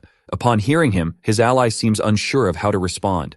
The rule of the guardian heroes is that creatures like her should be defeated quickly, because these villains are a great threat to humanity. Leaving them alive is a huge danger to people. In other words, the best thing to do is to put an end to her. These words make him grip his blade even tighter. Everyone around starts to question whether Chirio will let her live. At that moment, Iruenza begins to wake up and asks why her friend is sad. He asks if the girl is a good person now. It turns out that the poor guy starts to hesitate and refuses to finish off his opponent. Seeing him like this makes her think he is a strange person, because no one there would be sad if the witch were exterminated. Then, the protagonist tries to retort her. Then, the woman continues commenting that no one would care. Her state is so deplorable that she doesn't even have the energy to be scared by this. From afar, some shouts tell him to stop. It's two girls calling for their mistress. At that moment, the horned one notices Hirasu and Tissue approaching. Particles of energy begin to surround her immediately, revealing that Kavi is also there. All of them prevent the heroic from getting closer. He is surprised to see this happening. Then, Lilia and Saran arrive, disbelieving what happened and questioning if the enemy can walk. They also ask if the swordsman is okay. A hand invokes its retractable claws and threatens the heroes. It's the two demonesses who will not allow the defenders to attack their mistress, and the other one also states that she won't allow it either. These reactions impress her right away. The adventurer stands face to face with his new opponents. A smile slowly spreads across his face, because now the boy can prove that there are people who care about Iruenza. His eyes widen in sheer surprise. An orb appears out of nowhere between them, and the young woman doesn't quite understand what it's about. The vessel opens and releases a strong light. That begins to suck them in immediately and without a chance for defenses. Then, the egg closes once and for all. The conjurer of this magic appears out of nowhere, to the point of surprising the boy with her appearance. It is Mamalio, who was the user of this sealing technique. The Hatter thanks Tyrio, as she was only able to trap them because he weakened them. Then, the mystic calls for Rosemary, because she soon comments that there was no need to execute her in public. Besides, the woman decides to take responsibility. After all, she is the leader of the Guardian Hero Squad. At this, the maiden becomes thoughtful about it. Some tragic memories invade her mind. All of this makes her quite insecure about the situation. However, the noble decides to trust her colleague's judgment. Her smile is clear after being authorized to spin. The sorceress begins to walk after acting, in addition to ensuring that nothing bad will happen to Iruenza. Then the one with the cane starts to leave. Someone calls for the protagonist next. It's Uriella, who hugs him right away. In addition to congratulating him on his work, he also thanks her and everyone for their help. Lilia also jumps on him, congratulating him on a job well done. At that moment, the other scolds the brunette for hurting him, but the mischievous one just calls her to jump on him too. Sarah gives her congratulations right after. Another woman approaches at that moment. Because everyone did a great job, a duo walks through the city in the meantime, and the little girl questions about the capture of the Demon King. Her captain just tells her to stay calm, but this cannot be a public matter. Otherwise, the Supreme Commander will not remain silent about it. Now Cherio is taking a shower. His nervousness is even greater than when he faced his greatest enemy. It is impossible to avoid what is going to happen. The reason for this is that they are all changing nearby. The girls are chatting about taking it easy so their wounds can heal. One of them notices that her friend's front commission has increased. The protagonist is watching everything, until they all show up to take a bath. This sight makes him extremely scared, to the point of falling violently backward.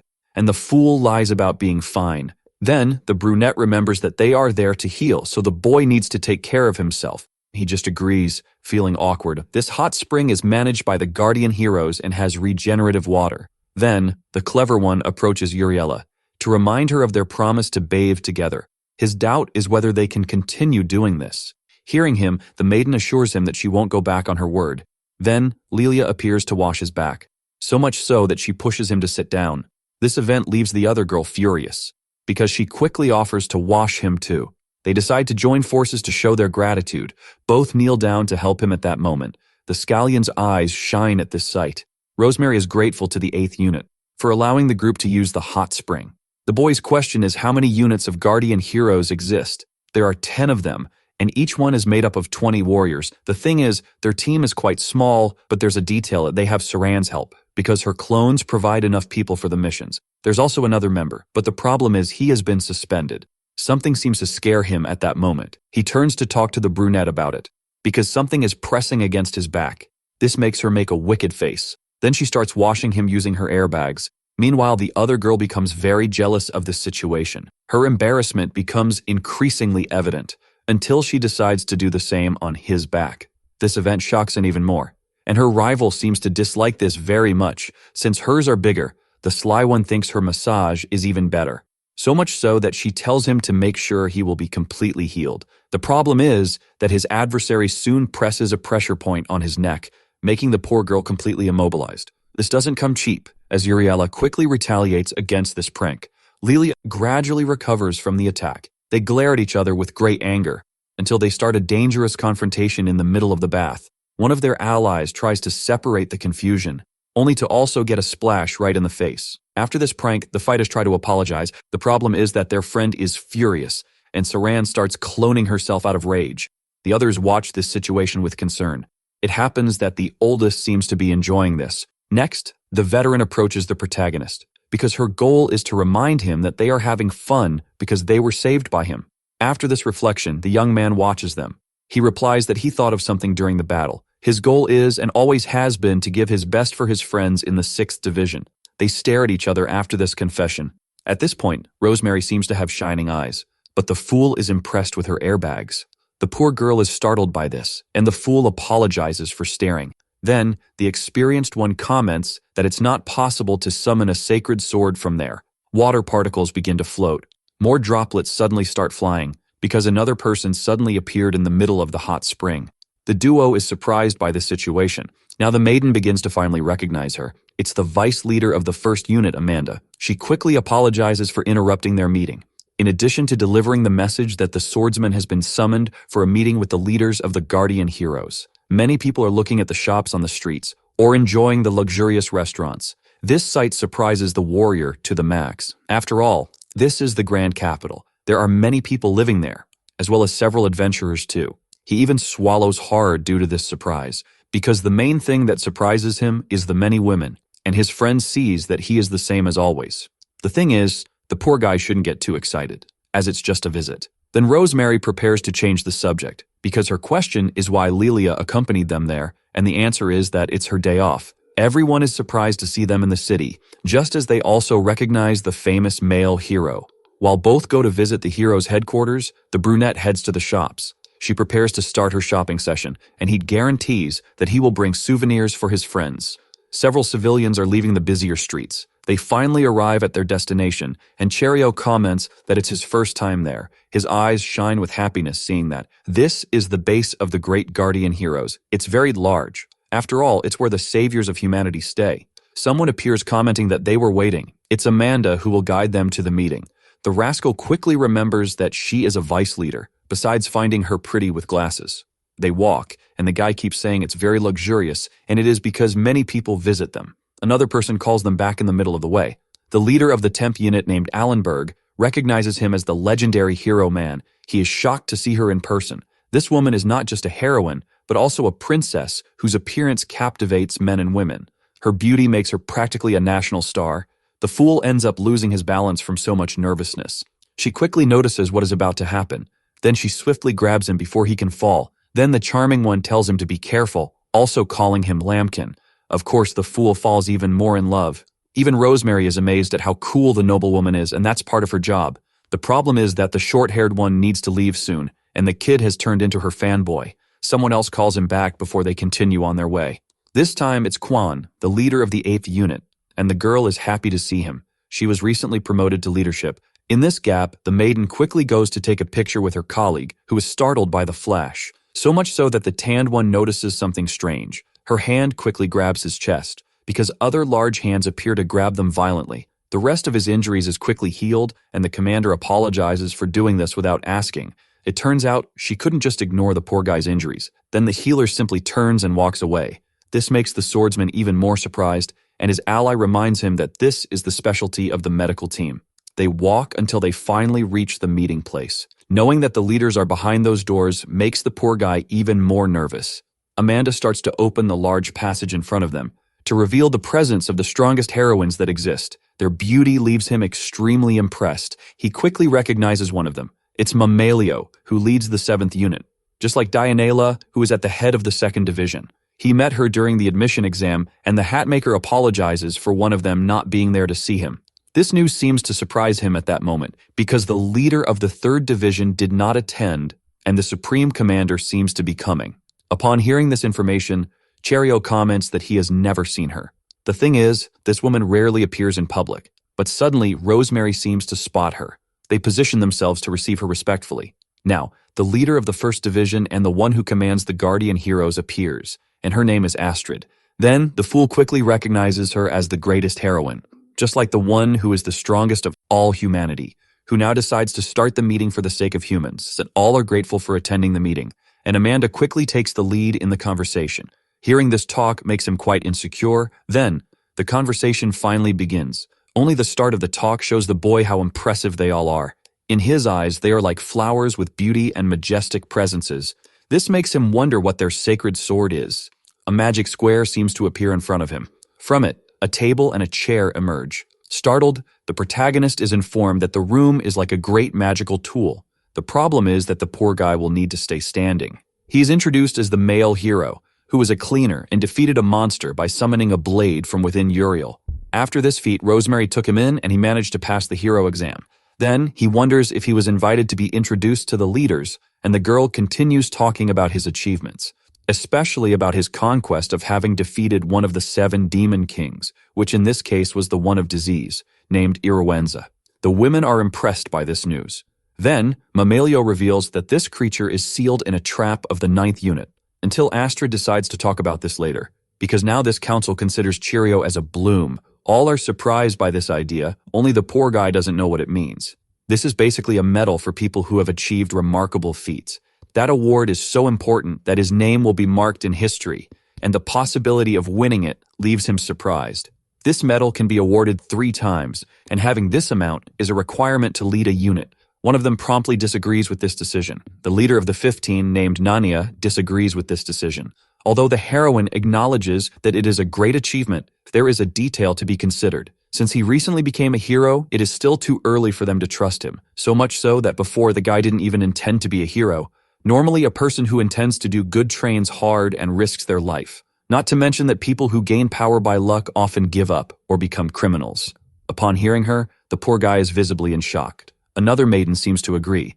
This is the leader of the 4th unit, named Jill, who states the fact that he has no awards to receive. Such a reaction shocks him immediately as well. Normally, the bloom is given to people who have killed several demons, and although he defeated a king, it could have been a fluke. At this moment, Rosemary defends him and reminds everyone that her protege has already defeated several monsters. The thing is, the masked one still doesn't care, as this medal requires having defeated at least 100 monstrosities. A discussion begins at the table about whether or not to award the honor to the protagonist. The fact that he is caught in the crossfire leaves him desperate. Meanwhile, Astrid seems to dislike this very much. until the commander says the number 6,700. Those who were arguing stop to listen to her, just like the others who pay attention, and the blonde asks if anyone knows what this number means. In that moment, Shiryu becomes fixated on the strongest one.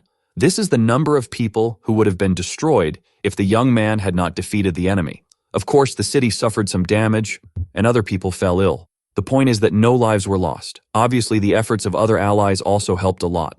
However, the fact that he defeated the root of all this allowed many people to survive. This comment makes his eyes shine. The warrior explains that it is not about the number of enemies defeated, but rather about the number of lives that were saved. After all, that is the reason they are called guardians. A magic square appears in the middle of the table. The right-hand woman tries to speak to her boss desperately. It turns out that the majestic one recognizes that they need to award him after everything that has been done. She stops right in front of the man to finally place the legendary medal around his neck, in addition to making it clear that she is proud of him. Being praised like this makes him blush immediately, because the fact that the best of all is proud of him is fantastic. Meanwhile, Lilia continues looking for gifts for her friends. Then, someone notices that the brunette is having fun with the outing. Now the brunette seems to become frightened. The mage asks what the next topic of conversation is. After all, Astrid didn't call them just to talk about the rookie. As the mystic is right, the boss remembers that there is an urgent matter. It concerns the brave bandits and their actions. Cheerio quickly remembers that they were mentioned before, plus the scoundrels are in the news. They are basically those who use heroic powers for criminal acts. A few years ago, there was a noble who was a thief. Her nickname was Brave Bandit, and the criminal was quite popular. The Guardians' mission is to protect humanity. Their greatest enemies are monsters and demons, but banditry also counts, because they need to be swept from the face of the planet. This comment shocks the decorated one, and the list of enemies is soon mentioned. One of the most notable is that group from Dalvia. They use their powers to plunder the kingdom, and the leader there has the same name as the team. Upon hearing this explanation, the captain comments that using superhuman abilities for evil is unforgivable. In other words, 2 units will be sent to hunt these villains. The next topic is about other demonic entities. After a while, the meeting finally ends. It took a long time because there were many topics for discussion. He is congratulated once again for his honor. It is his first achievement, and he feels very grateful for everything and everyone. As the fool becomes increasingly distracted, he doesn't see where he is stepping. His step ends up being a misstep again, causing the fool to start falling. In the midst of the fall, Cheerio becomes even more desperate, and Rosemary can't react in time to help him. It turns out that something seems to stop him in midair. Even the young man doesn't quite understand what is happening, because out of nowhere, he started to fall slowly. But the veteran seems to recognize such a skill. Someone jumps quickly in his direction. It is the masked one who saves him from the fall. The woman soon lands on the ground. Upon seeing her, he can hardly believe he's being helped by her. Even his friend seems to be in disbelief at what she sees. Jill stares at him at that moment. Besides noticing that the fool seems to be safe and sound, as always, the boy just drools over her beauty, not to mention noticing her airbags, of course. He can't help but notice that her body is very beautiful, not to mention that she also smells good. Cheerio thanks her for his salvation. The thing is, the strict one insists she doesn't believe that such an idiot is a hero. This comment leaves the poor guy shocked. Even though Astrid accepted the newbie, the rude one still doesn't recognize him, because she considers him weak, clumsy, and unworthy of any achievement. All these comments make him believe he is hated by the leader.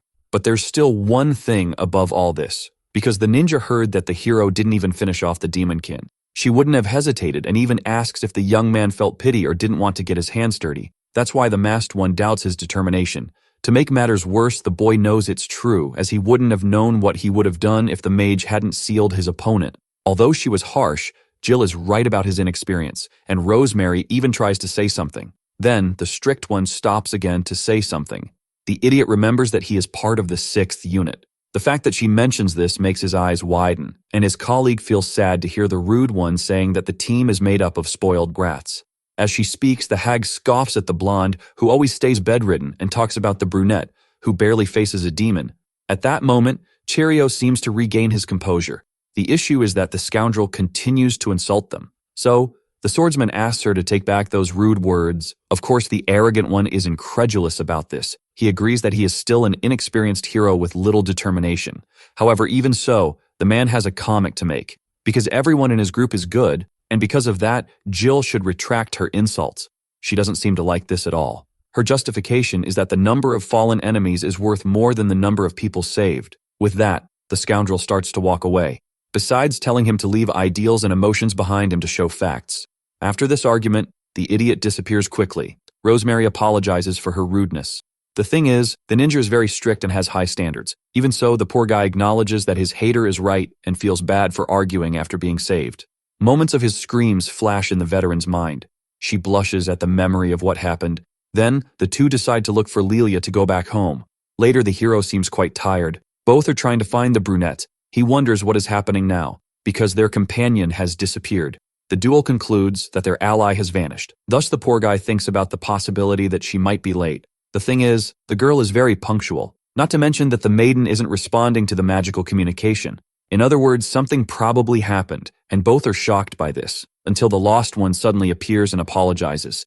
They turn around startled to see her. A cart begins to travel down the road.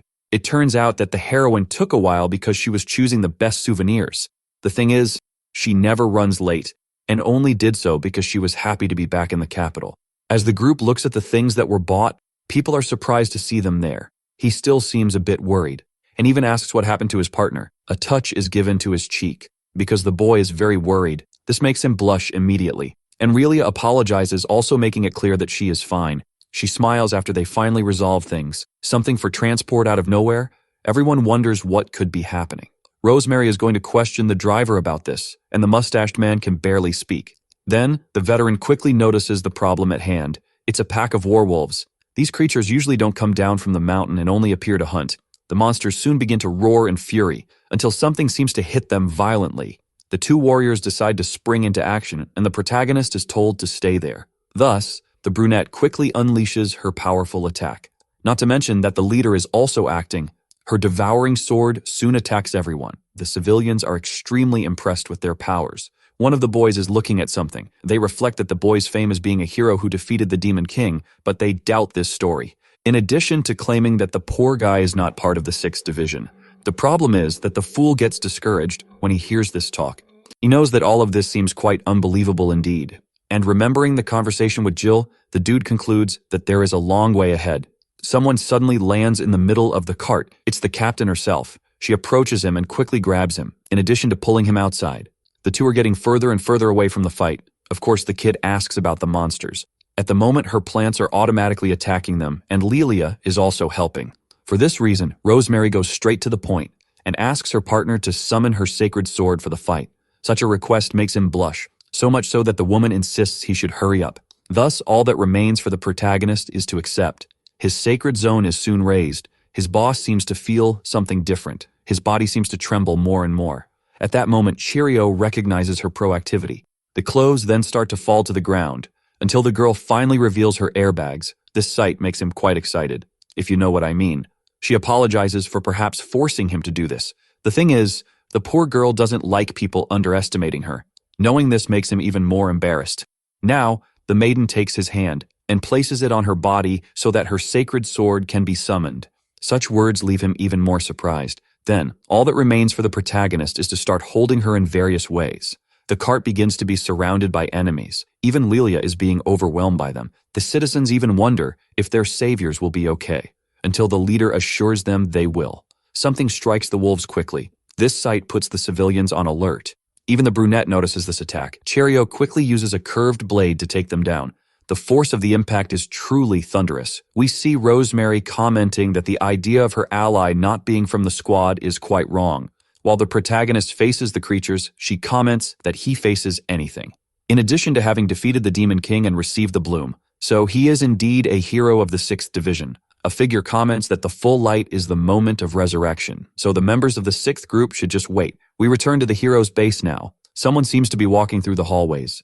Saran is tidying up every corner of the house. She cleans, sweeps, and mops. It seems even cleaner than it usually is. After all, everyone will be staying there today. Someone suddenly draws a sword. The two simply start clashing their blades. Uriella seems quite furious about something. Meanwhile, her opponent remains calm. Their swords clash again. Several blows are exchanged quickly until the blonde loses sight of her opponent. After all, she simply vanished. Upon subduing her, the agile one notices that her friend is recovered, so much so that she herself acknowledges this enormous speed. Then the warrior thanks her ally for the care she had for her, only for the little one to deny it. Upon reflection, The maiden thinks that the protagonist seemed more reliable when she was sick. Saran is in doubt about this. Upon remembering well, the girl recalls that in that battle, Cherio was much more serious and managed to stay calm in risky moments, not to mention that his strength had grown even greater. In this, the stealth seems to notice something about her companion, and it's the fact that Uriela likes the protagonist. At that moment, the poor girl is left speechless, but her partner knows everything. It's evident that the girl is happy when she touches on his name. She even tries to make some excuse but fails miserably, until the rest of the group finally returns. The two are surprised to see them. Then, they ask what the swordsman went to do there. Thus, the kid seems to stall a bit before speaking. His friends look worried about the answer, until he reveals that he received the bloom. Her eyes even sparkle with this achievement. Everyone is surprised by this prize. Embarrassed, he states that it was because of the fight against the Demon King. This news makes her smile instantly. Then, Uriela is the one who cheers the most about it. This reaction leaves him quite surprised. She starts praising him and treating him like a great hero, until their hands accidentally touch. Her eyes seem to widen because of this, to the point that she gets startled out of nowhere. Everyone questions if something happened to the poor girl. As she thinks, the blonde realizes she got nervous over a simple touch. The clever one blames Saran for what happened. Reflecting on the situation, the girl remembers that she has never experienced love before. The memories next to the protagonist appear out of nowhere, until the beautiful one asks herself something. Her doubt is what Cherio feels for her. Her eyes shine just by looking at him. Something seems to surprise them out of nowhere. Especially the swordsman is astonished by this presence. Everyone notices that something is emanating from the garden. Then, the quartet sets off to investigate. They soon leave the mansion and analyze the outside. There, everyone notices where that noise came from. There is a mysterious person on the roof. Her black cloak hovers in the air, and the warrior keeps noticing this. The face of this invader is quite mischievous. We discover that it is the heroine of the Dark Knight, named Shumido, who has finally returned to this land. Hearing her surprises him greatly, in addition to shocking him, but Rosemary seems fine and claims that she has finally returned. As the hero doesn't catch on, his leader asks if he doesn't remember. In the bathroom, she had said that a teen member was suspended. It's about the one-eyed girl who is the most unconventional participant. The lively one soon notices that it's a full moon night. Everyone feels her exaggerated aura. After all, it's the perfect moment for her resurrection, as she is loved by the moon and night. The captain just watches this little play. When the crazy one continues her speech, the sound ends up interfering and no one hears. She feels uncomfortable with this situation. Then, the clever one quickly lowers the volume of her sound effects. Everyone continues to observe her attentively. It was just a loudspeaker that made all that threatening noise. Cheerio begins to reflect on his suspended colleague. He wonders how the crazy one acts. In that moment, the fighter seems to notice something. She quickly approaches the protagonist and claims to like his gaze. This reaction surprises him immediately, so much so that the adventurer wonders how this happened. He notices he barely managed to keep up with her movements. Then, the one-eyed girl looks closely at him and questions who the swordsman is. Then, the girls introduce him to the newcomer. She seems to find him a bit strange at first. Then, the odd one asks if her colleague is ready to dive into chaos and deal with the difficult path of heroism. Despite listening to her very attentively, the boy can't understand her very well. Saren soon approaches him to help and translates the stylish girl's phrase for the rookie, who finally understands her. Now, Rosemary asks if her subordinate is ready to act after so long, but the Dark One considers this a silly question. After all, the Crazy One is always ready to exist in a world far from peace. Cheerio reflects on what she said about his gaze. Then, as usual, the maniac keeps an eye on her appearance. Upon closer inspection, her face and style are great. Just like the rest of her body is quite admirable. Something seems to catch his attention. His doubt is about the tattoo on her belly. She quickly runs her hand over the mark. However, she refuses to talk about it. Then, the boy notices that something is wrong, since in fact the strange one draws that on herself every morning. In that, the sly one tries to come out on top and ignore this comment. To make matters worse, it's revealed that even the eye patch is just mere decoration, and that everything about her is just a style. Then, the leader congratulates her ally on her return, and begins to touch on a very delicate subject, because the veteran questions if her girl will no longer do that. This question immediately shocks her, so much so that the stylish one just agrees that she won't do anything wrong. Later, Cheerio returns to bed. In addition to reflecting that the newcomer is not a bad person, for this reason, he hopes they will be good friends. Something is lurking at his window. He is startled by what he sees, because Nightina appeared out of nowhere. The young man doubts why she is there, and the visitor assures him that everything is fine. She positions herself at the window to talk, and claims that they are similar. This seems to scare him, but it's not about the clothes. Thus, the Dark One reflects on him being the only man among the women. In other words, it's as if they are both heretics. At first, the swordsman doesn't understand the meaning. Normal people usually treat saviors as light, but she is shadows. Then the girl reflects that both of them they are outcasts, so she decides to invite him to go out. Then, the fool asks where they will go, and she assures him that it's obvious. Something seems to grab him out of nowhere now. Her goal is to explore the dark city illuminated by the moon.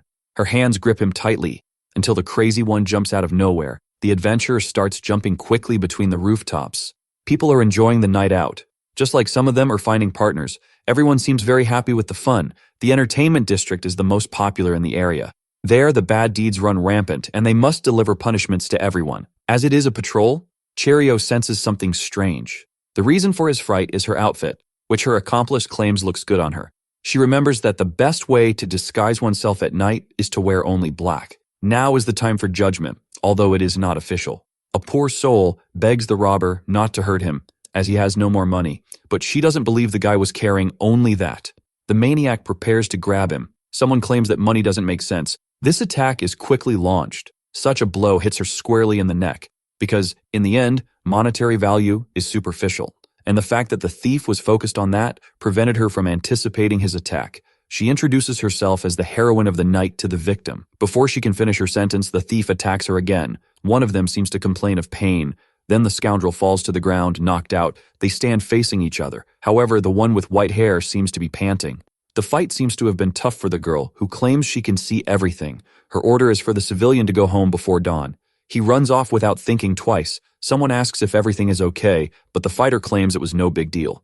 Because heroes usually face monsters and demons. Only his doubt is whether there's a problem in working as a vigilante against ordinary citizens. Her confidence is evident on her face. And the crazy one just continues on her way without responding to him. Besides that, she claims it's now his turn to deliver judgment to someone evil. She hops away and ignores him. Seeing this makes him quite unsure of what to do. The Dark One may be a bit irresponsible, but she's not bad. On the way home, one of them comments that Nightina isn't there. Rosemary notes that her subordinate really doesn't learn and has gone to work as a vigilante again. Besides that, the short one also mentions that Cheerio has disappeared.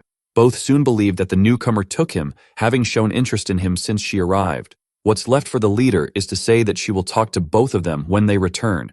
We see the protagonist walking through the city streets. Something catches his attention. A girl seems to be quite ill. Steps are taken toward the victim, until the boy questions if everything is okay. Claws almost hit him brutally.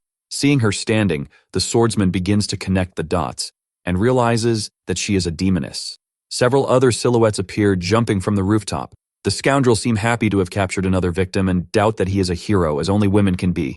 They all charge at him now. The fool is left without a reaction in the face of this threat. The adventurer's hand glows quickly.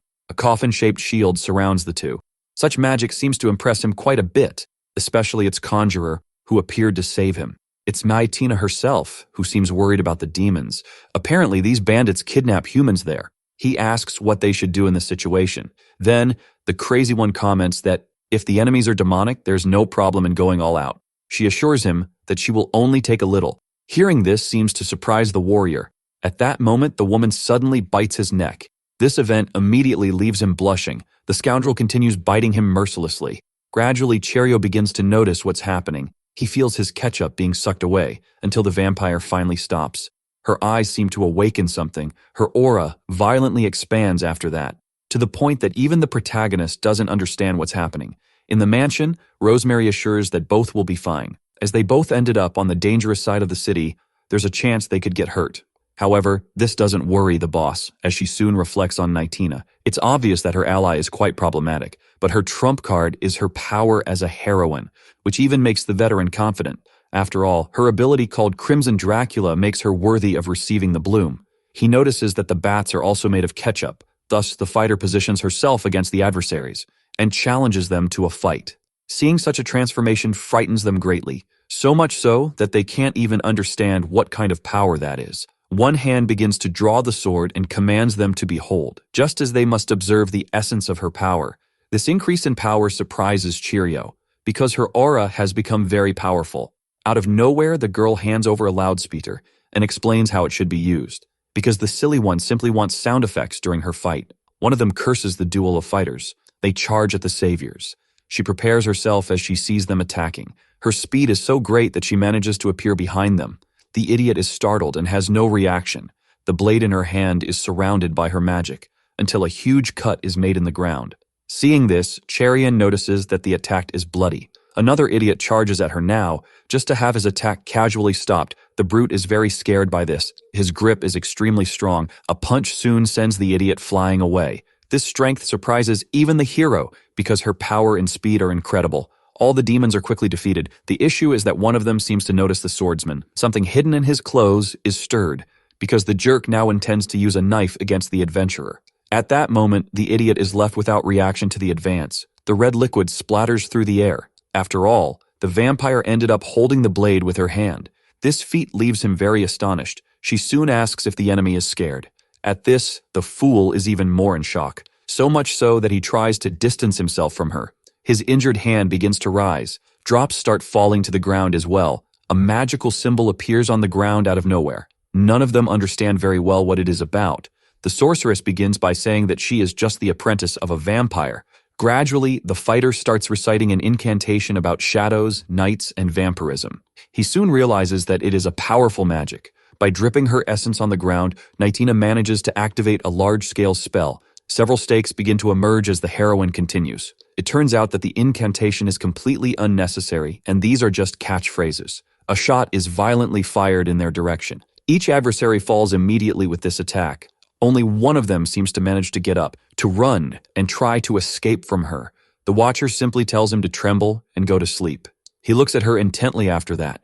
His eyes shine as he notices her face, because the girl seems to be proud of herself. The only problem is that the idiot didn't turn on the sound. Now we see that same fugitive assuring that next time he will kidnap someone. He desperately loses mercy. The problem is that the woman simply throws something at his chest. Her hand seems to have unleashed an unknown ability. At that moment, the stern one assures that she is not a guardian to have mercy, because in fact, they are the brave villains.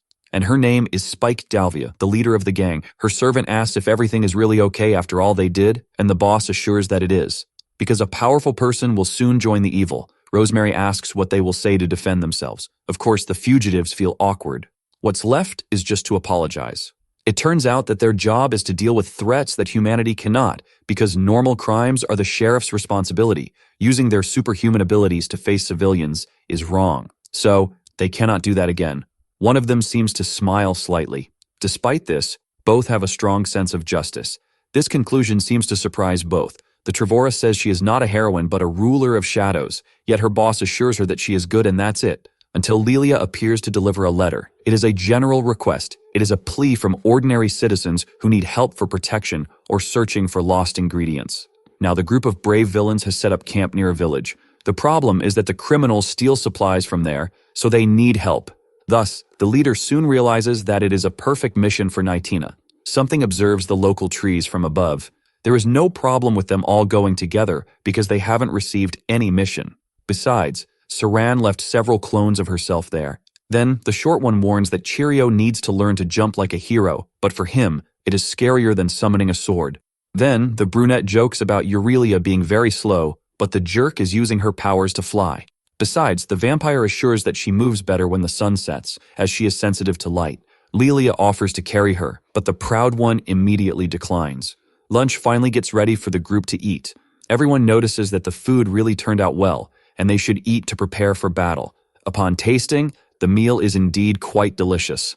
Then, the cook asks if the protagonist liked it. Of course, the boy claims he enjoyed it. This reaction makes her very happy. At that moment, the blonde visibly gets jealous and assures that she could make the same. Then, the girl intends to say something to everyone there. She thanks her companions for everything. The team stares at her after that. Upon hearing her, Rosemary realizes this was unexpected, and Lilia just wants to thank her. In the past, the poor girl was abandoned by her relatives when she was still a child. Something seems strange to Cherion now. He soon laments what happened to his companion. Continuing with her words, the brunette just wants to say one thing.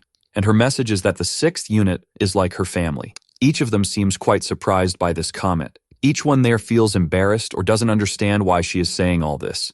The boss quickly calls her subordinates' attention and thanks her for always cheering them up. This brings a big smile to her face. The one watching all this awkwardly is the protagonist. Then, Lilia puts her hand on his shoulder and calls him. Her gratitude is for the fact that he always entertains her. This comment makes him blush immediately. Of course, the woman also feels embarrassed. The swordsman feels completely awkward again. The two seem quite close to each other. Seeing this, Luriella feels very jealous, but her friend assures her it's nothing. So, it's time for everyone to go to bed. The day finally dawns after the rest, and the captain seems to have a surprise, because the enemies are not there. So much so that they wonder if this is really the right place, and Saran assures them it is. Besides, it seems there is no one in the village. She wonders what could be happening. Lilia apologizes because she soon strikes a blow from behind her leader. Of course, the veteran is shocked by this. Everyone there also can't believe it. So, it's clear they question what's happening. Another one who is extremely surprised is Cherion. Then the traitor reveals she is no longer a heroine. This attack leaves her extremely shocked, and the three are incredulous at this sight. Even the protagonist doesn't understand what's going on. Out of nowhere, the brunette simply stabbed one of them. At that moment, her goal is to deal with the one who leads them. This reaction leaves her confused about what's happening, so much so that Aurelia goes to question her about it, just to receive a sudden attack. The blonde barely manages to dodge. The dark one tries to calm and separate both. She also almost gets attacked by her companion. The two stand face to face with the traitor. Saran asks what is happening. She prepares to explain the reason for all this. Her power begins to circulate around her arm. This is her farewell gift, and the rogue soon uses the full extent of her powers. Such betrayal surprises the swordsman. The group is left speechless seeing her like this. To make matters worse, Rosemary doesn't think her former companion is being controlled, so they have no choice, and now they need to stop her no matter the cost. Her reaction remains cold and cruel. Something seems to paralyze each of the heroines. They soon collapse to the ground immediately. They feel their bodies can't act. Obviously, the traitor planned all this, so much so that she put a paralyzing substance in yesterday's food. One of them can't believe such betrayal. She decides to restrain each of them now. Each one there is held by several ice prisons. The leader tries to talk to her former subordinate. One of them has her hands handcuffed, and the protagonist also asks why all this. The rogue claims she has always been inconsistent, and they shouldn't have let their guard down. This betrayal makes everyone even sadder, until a voice seems to scare the captain. Someone soon approaches the group. This sight leaves the boss incredulous. Cherion also seems to be in shock, because Spike Galvia is the mastermind behind all this, and Lilia seems to look at her very seriously. Then, the young woman approaches the criminal, and hands over some things to the villain. That is a folder containing confidential documents. They discuss whether this can prove anything. Before the conversation continues, one of them gets furious. Aurelia demands an explanation from her former ally. Upon hearing her, the traitor finds it strange that she still hasn't understood. The fact is that now, the fraud has become a criminal. Being a hero is very restrictive, and the freedom gained through villainy is better for her. Saran keeps insisting that this was very sudden, but the brunette doesn't care at all. He also tries to talk to his former companion. She continues to not care at all, because the protagonist doesn't believe the girl is that kind of person.